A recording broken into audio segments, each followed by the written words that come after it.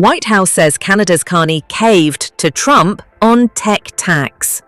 The White House has said Canadian Prime Minister Mark Carney caved to pressure from President Donald Trump to rescind a tax on big U.S. technology firms.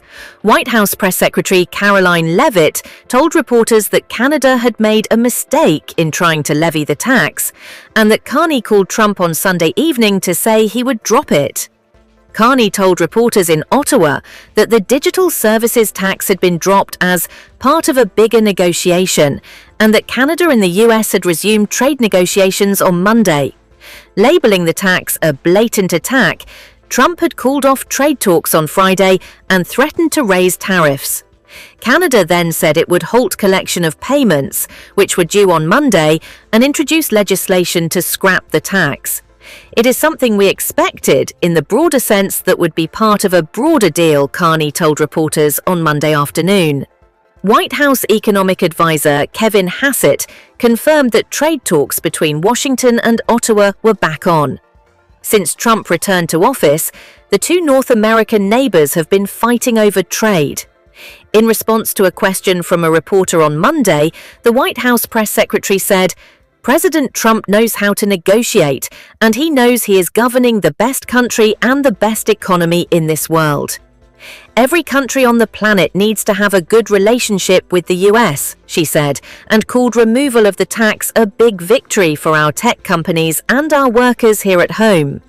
Canada's digital services tax, DST, would have meant US tech giants including Amazon, Meta, Google and Apple faced a 3% charge on Canadian revenue above $20 million, £15 million pour stray.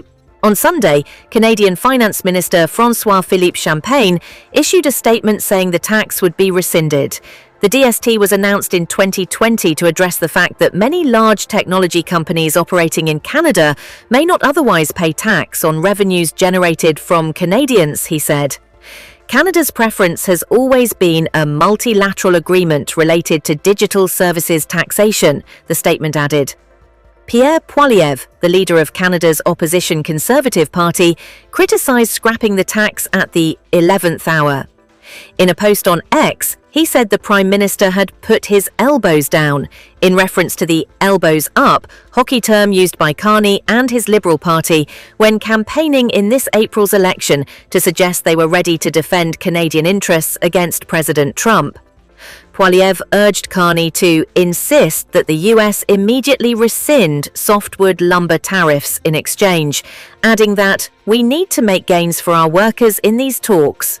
US Commerce Secretary Howard Lutnick posted on X on Monday morning thanking Canada for scrapping of the tax. He said the levy was intended to stifle American innovation and would have been a deal breaker for any trade deal with America. Many countries, including the UK,